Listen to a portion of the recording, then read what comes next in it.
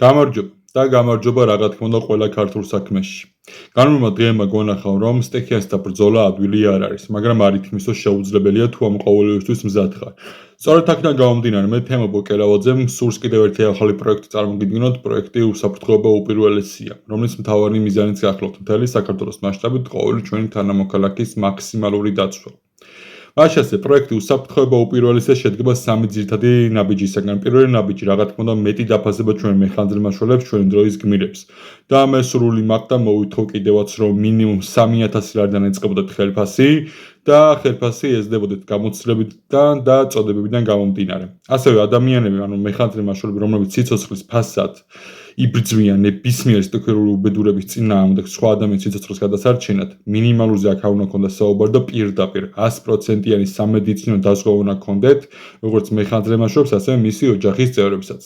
და ვფიქრობ, კარგი გადაწყვეტილება იქნება ამავდროულად ნებისმიერი მეხანძრიმაშველის შვილს ნებისმიერ სასწავლო კურსი უფინანსდებოდეს 100%-ით.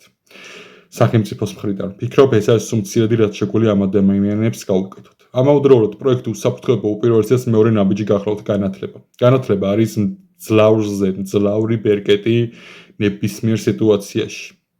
და მეხანძრიმაშველებს აქვთ საკმარისი ცოდნა რომ გაუზიარონ ხალხს.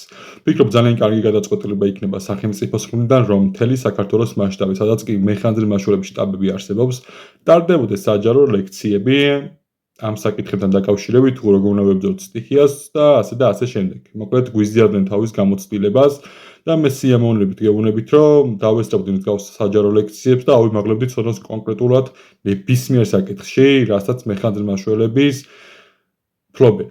მე სრული მაქვს რომ აი ეს გამოცდილება რაც მეხანძრიმაშველებს აქვს, კონდეს საზოგადოების უმეტესობასაც. იქიდან გამომდინარე რომ გასულმა დღეებმა გვანახა რომ სამოქალაქო სექტორზე ძალზე მძლავრი ყვავს და პირდაპირ სტიქიური უბედურების არც ერთ ჩვენთან გაზარეშინია და იბრძვიან სხვისი სიცოცხლის გადასარჩენად და ცოდნა ამ დროს იქნება მძლავრი ბერკეტი ნებისმიერი ადამიანისთვის. ანუ ყველაზე ძლიერი იარაღი, მე ასე ვფიქრობ. ასევე მე სრული მაქვს რომ სკოლაშიც იმართებოდეს მსგავსი გაკვეთილები და უნივერსიტეტშიც მსგავსი ლექციები, მაგრამ მინიმუმ საჯარო ლექციებს უნდა ატარებდნენ მეხანძრიმაშველები და ცოდნას უღრმავდნენ ჩვენ საზოგადოებას. ასევე პროექტი უსაფრთხოება უპირველესიას მესამე და ერთ-ერთი მთავარი ნაბიჯი გახლავთ. მესამე და მთავარი ნაბიჯი გახლავთ თავშესაფრები.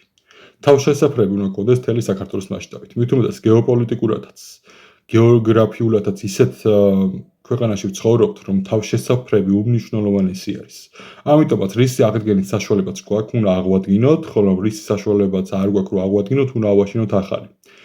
ამავდროულად გვჭირდება, რა თქმა უნდა, გასულმა დღეებმაც გვანახა, რომ დრონები, რომელთაც შეუძლია შორს მანძილზე და მაღალი წონის ტვირთების გადატანა. მე მინახე ისეთი დრონები, რომლებსაც ადამიანებს გადაყვაնել შეუძლიათ.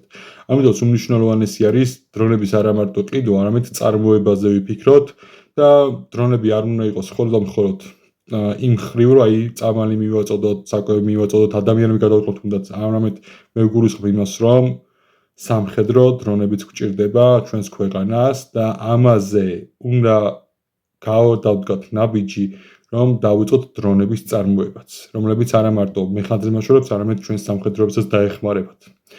და მოდი ამ ყოველივესთან დაკავშირებით თქვენი აზრებიც გამიზიარეთ, მაქსიმალურად გადააზიარეთ ეს ვიდეოც, ყველას გთხოვთ, რომ თუ რამე კარგის დამატება გსურთ ამ პროექტში, შემომეხმიანეთ, განვიხილოთ ერთად, მაგრამ ეს არის უმცირედი, რისი მოფიქრებაც შევძელი და ის მცირედი, რისი შესაძლებლობაც ჩემი აზრით აქვს ჩვენ სახელმწიფოს ამ ეტაპზე. ამიტომაც მაქსიმალურად გთხოვთ გადააზიაროთ ეს ვიდეო, გაუზიაროთ პირად შემთხვევაში თქვენს მეგობრებსაც და რაც მთავარი არის, Facebook-ზე მოძებნეთ ჯგუფი, პროექტი უსაფრთხოება უპირველესია, გთხოვთ გაწევრიანდეთ და მოიწვიოთ მეგობრებიც. დარწმუნებული ვარ ძალიან ბევრ რაღაცას შევძლებთ ერთად და ამიტომაც მოდი ერთად ვიბრძოლოთ. მადლობა ყურადღებისთვის. ღმერთი არის ჩვენთან.